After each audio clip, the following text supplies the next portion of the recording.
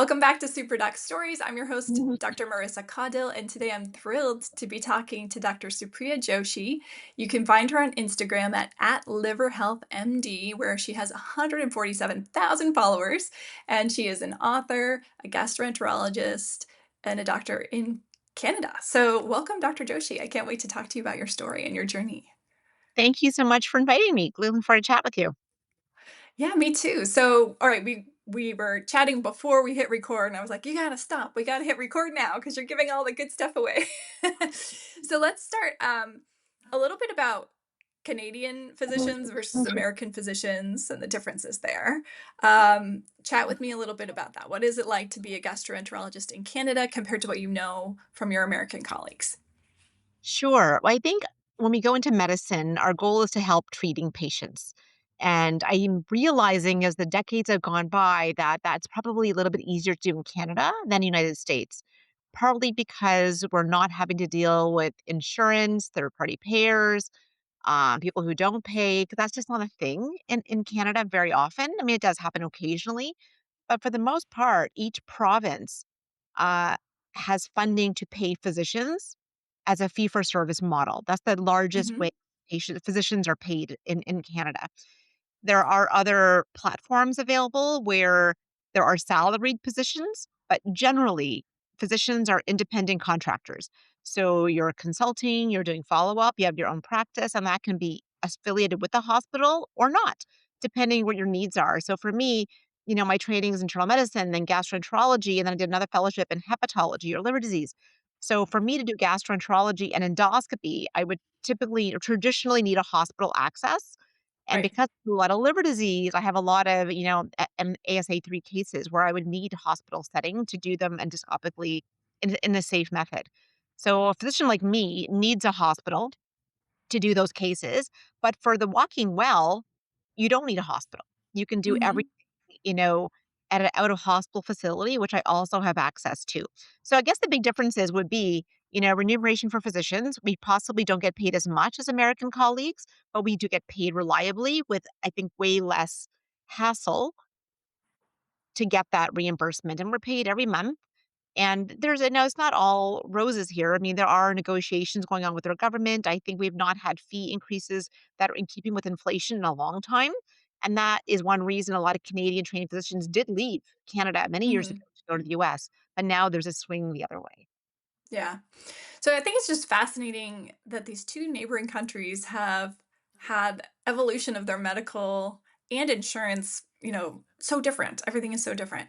So we were discussing that here in the US, it's something like 78% of physicians are employed, and it's very different.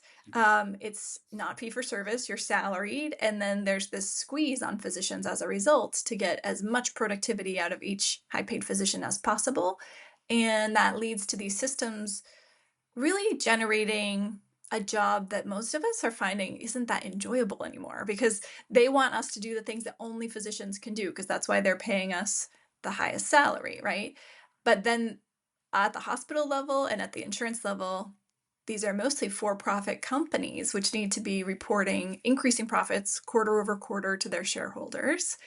And that just doesn't really work at a certain point, like you just then are doing 5-10 minute visits with patients all day long and getting no breaks and getting no chance to follow up with people and having no availability. And it leads to frustration on the side of the patients who are frustrated that they can't chat with their doctor and have a relationship, and frustration on the part of the physician who feels like they're overwhelmed and they can't have the relationship they desire with their patients either. Like I left Kaiser Permanente in 2022 after 4 years and 4 months, and there were over 1,800 patients on my panel who were assigned to me as their psychiatrist, and psychiatrists have no cap. So if I had stayed for another 4 years, I don't know how many I would have had. I would have kept taking in two new patients a day forever, and like it just snowballs to this place of really being not so great.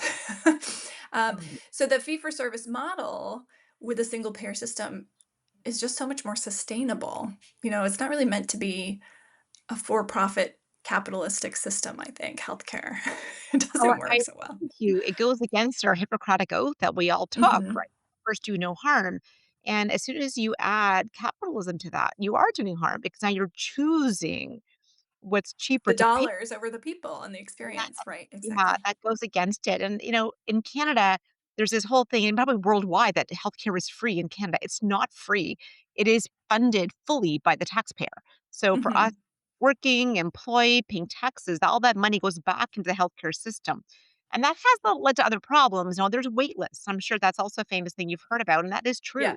There are long wait lists. I can't get an MRI tomorrow or the next day if I really needed to, unless I'm in the emergency room.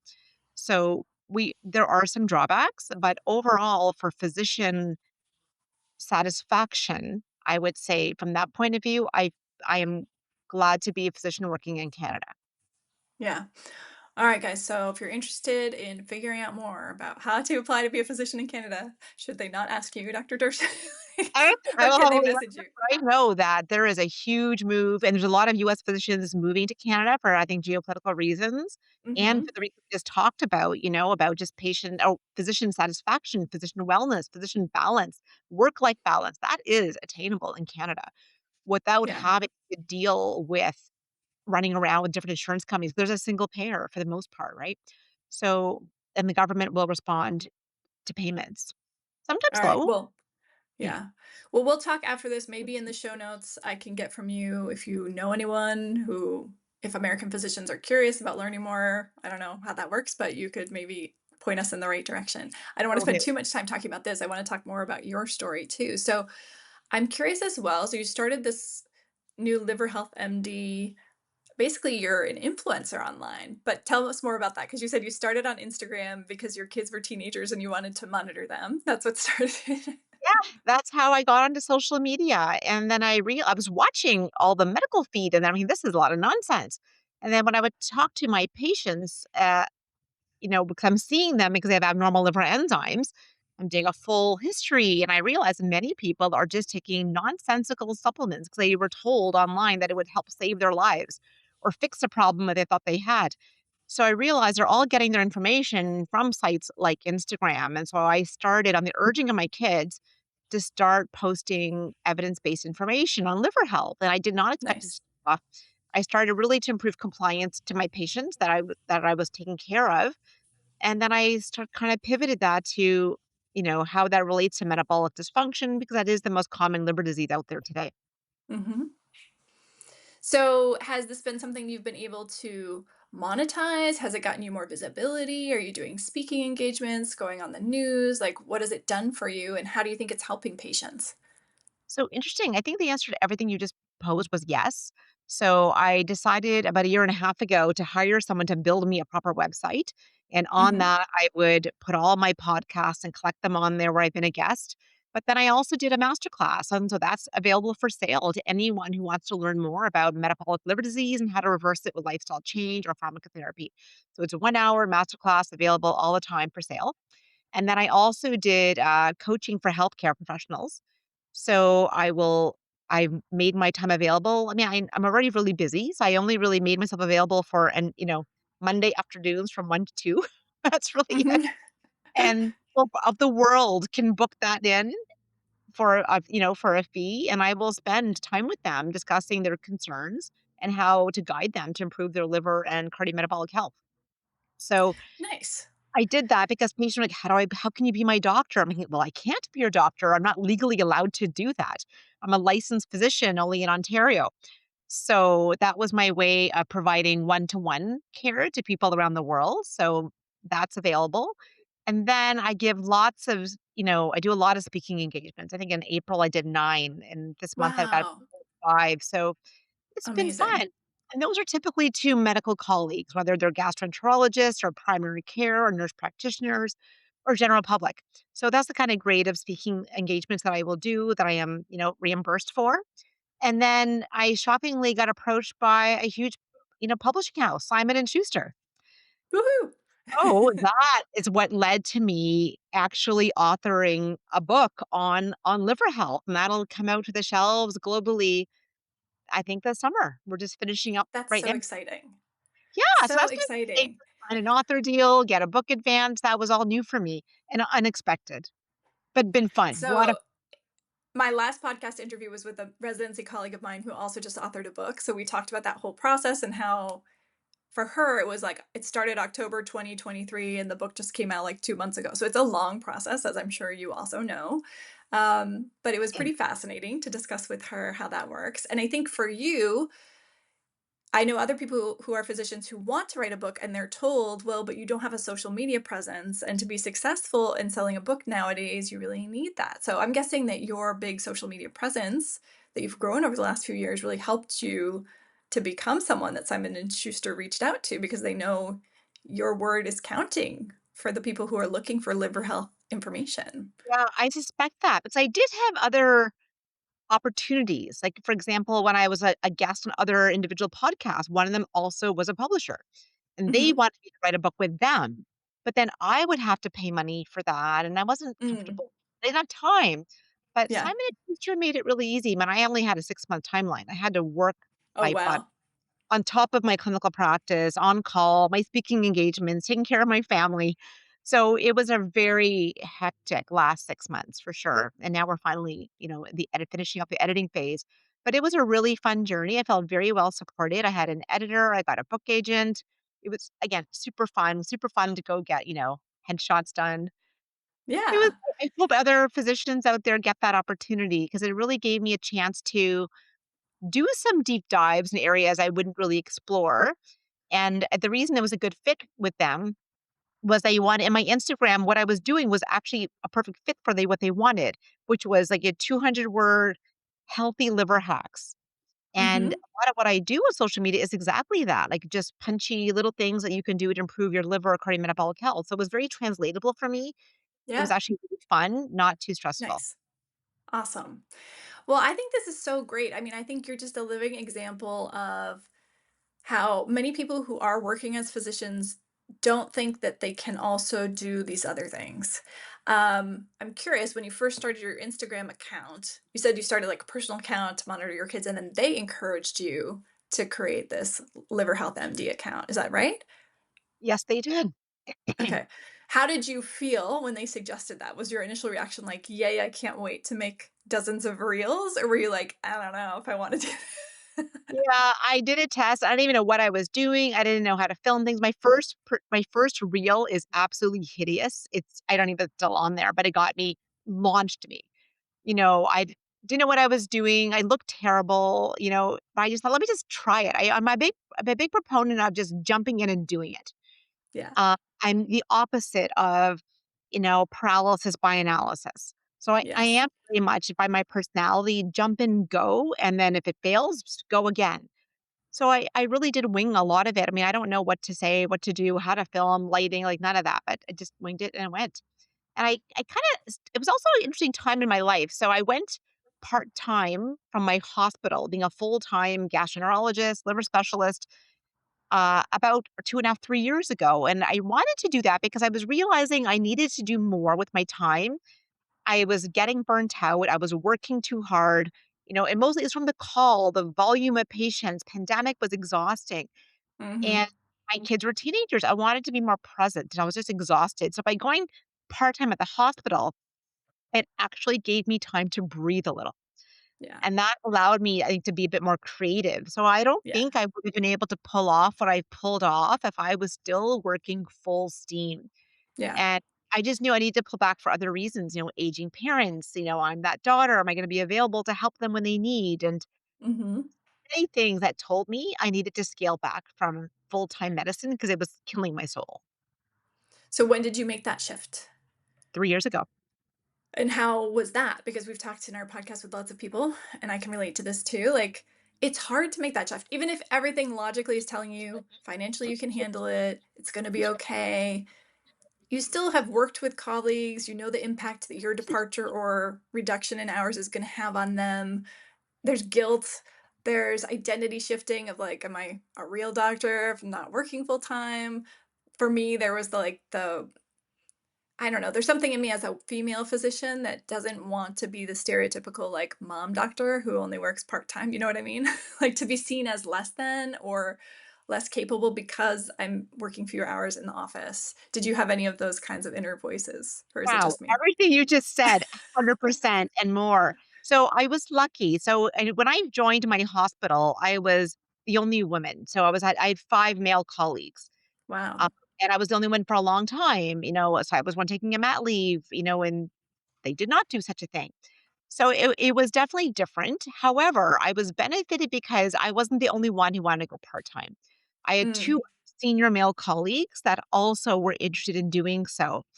And Nice. when we were struggling, how do we job share? How do we do this? It wasn't a thing that was done. You were just a full-time doctor or you weren't at the hospital. It was no in between. Ah.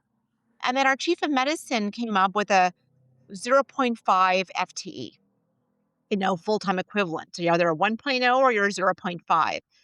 And that really was game changing because now we could on my own go to zero point 0.5 and that wouldn't have anything to do with someone else's practice. Mhm. I think so 5 of us so went down to zero point 0.5 Nice. and hired a whole bunch of people.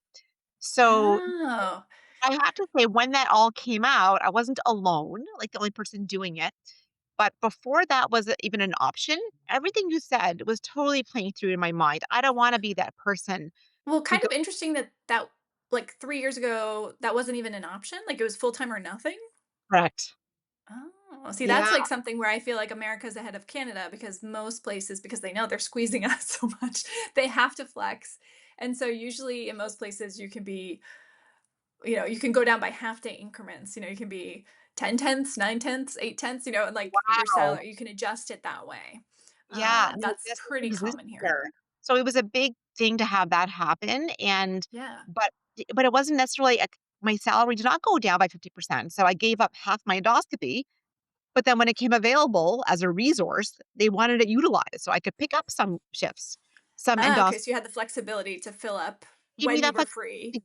Exactly. Oh, And that's then nice. because I stopped taking referrals for general gastroenterology, but I exclusively only see liver disease, they're actually much easier they're much more enjoyable for me. I love them, Mhm. way more efficient. And, liver disease, there's fortunately not many symptoms to talk about. It's actually all lab objective, FibroScan, FIB4, liver enzymes, imaging. So the time with my patient is actually way more efficient and less than I had to Yeah. talk to somebody about bloating, GERD, IBS. Oh, yeah, yeah. You know what I mean? So Because 'Cause they're just and kinda like, "Tell me what to do," and they're not in distress. yeah, so it's a very Yeah. different kind of patient. I'm thinking, I'm so lucky I did liver disease as my subspecialty. So Yeah, yeah, yeah. it actually made my life a lot easier. So when I now do my offices, I run them longer. Mhm. So I have not actually taken much of a salary cut just by Interesting. how I've structured my time. I have also a student that helps me prep my notes. Now I'm transitioning to AI to help me with that. So my Mhm. efficiency in my office is like tight, Nice. I love really it. That's makes a big awesome. difference. So, what is the one thing you would want doctors and patients or like listeners to know about liver health? Like, is there like top 3 things? Because I know, even as a psychiatrist, that fatty liver is causing as many liver problems or maybe more than alcoholism, which was like the classic liver disease problem causer when I was in med school. And it's all because of our diets. And it sounds like in Canada, you guys aren't exempt from that either. It's happening there as much as here. So what are the tips and tricks that you have for all of us? I want people to learn how to read a nutritional label so they can be Yeah. empowered to know that they have purchasing power. Understand that 4 grams of sugar is 1 teaspoon, and adults should not have more than 6 to 9 teaspoons of sugar in a day. So understand sugar intake. Secondly, people have to move.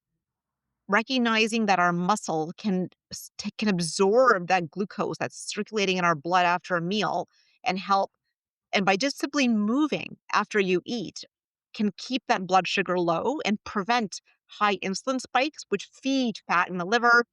Because when you get liver fat, that perpetuates insulin resistance, weight gain, type 2 diabetes, hypertension, cardiovascular risk.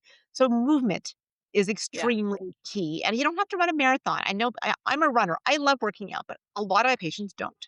So just getting up, walking, brisk walking, walk after meals, lift some weights, and understanding that our heart and our muscles play a critical role in our overall health.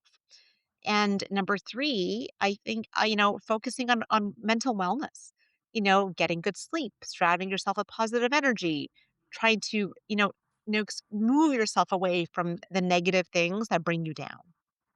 I think those positive social connections with understanding your nutrition, your movement, and your mental wellness is the key to, improving a lot in I health. think it's amazing to me that even though we all know foundations are important, right? Like sleep, diet, exercise, social circle, like that makes a healthy, happy human. We all know that. It's not a surprise when you tell it to anyone, whether they're a physician or non physician. And yet, like my husband and I are both doctors, we're both MD, PhDs, and he did one of those glucose monitors that you can buy now, just commercially available to anyone. And what he learned was what you were just saying. Like, if he eats foods in a certain order, like if we have a pasta dinner, if he eats like a big salad before the pasta dinner, his blood sugar doesn't spike as much. If he goes for a walk after he eats, the what he would see was like his blood sugar is going up, and he would then say, "Oh, I got to go for a walk," and so he would go for a walk, and the blood sugar would go down, and then it would come back up again. So probably the net curve area, like the calculus of the curve was the same, but he kept the spike from being too high by using his muscles and going for a walk. Yeah, And so like it's cool that we have this data now with these relatively affordable wearables. I don't know if can you get them in Canada too? Same, we like can all this through yeah. Amazon and people. So if I have patients willing to pay, I'm like, yes, learn how your It's body interesting. Like and even if you only do like a 2 week 2 weeks. thing twice or something or one time, like it'll teach you something. And I was surprised when I did it. So I wore it for 2 weeks few years ago. I did it. And we had in our neighborhood, I think it was around this time of year, Memorial Day, and someone brought in, because we would have a Memorial Day block party, someone brought in like an ice cream truck. So I was wearing this thing and I ate like an ice cream sundae and I was like, oh boy, here it goes. But I think because I had a lot of food and a lot of fiber beforehand, my sugar actually didn't spike that much. The biggest spike I had in that 2 week period was when I was traveling one day and I pulled into a McDonald's and I got a filet of fish sandwich and some french fries and an unsweetened iced tea.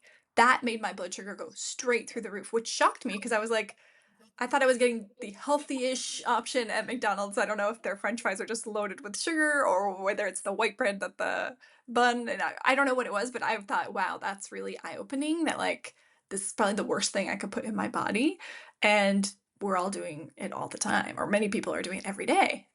Yeah, So I think that's a lot of information that people can get, and I'm so glad that you're promoting it out there to give people real, true data, evidence based data, and yeah, encouraging them to experience it for themselves rather than, like you said, there are plenty of people selling all kinds of supplements and quick fixes when the foundations are the foundations and they don't change. And they're not that like controversial or confusing, even. They're very simple. absolutely. Because even my own husband, he's an anesthetist. He would do air squats in the OR to mimic what you were saying, just to bring Yeah, down yeah, his yeah. sugar. But for him, he didn't believe me. Here's what I do for my living. He's like, chips aren't that bad for you. As soon as he got Yeah. his CTM, boom, Yep. he's what? And so if you're right, he's a physician, but if general public could just being interested to learn this, I think it's life changing. It's definitely life changing. Yeah.